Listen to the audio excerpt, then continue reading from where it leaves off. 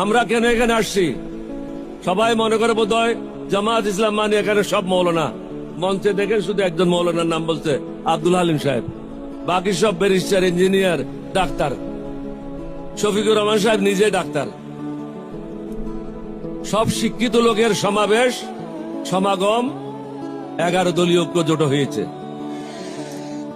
সুতরাং সমগ্র জাতিকে বলবো, ভুল করবেন না।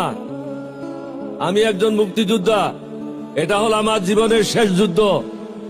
এই যুদ্ধ হলো সন্ত্রাসীদের বিরুদ্ধে, চাঁদাবাজদের বিরুদ্ধে, মস্তানদের বিরুদ্ধে, টেন্ডারবাজদের বিরুদ্ধে।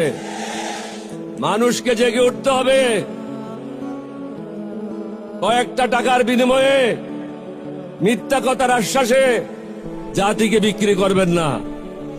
বিগত 25 বছর মোদির গোলামি করেছে তারা।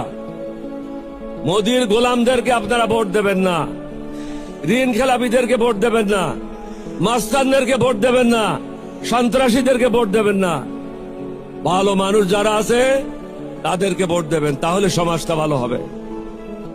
আপনি একটা হারামিকে ভোট দেবেন আর বলবেন যে সমাজ ভালো করেন, সমাজ কিভাবে ভালো হবে? সমাজ ভালো করার জন্য ভালো লোকদেরকে ভোট দিতে হবে।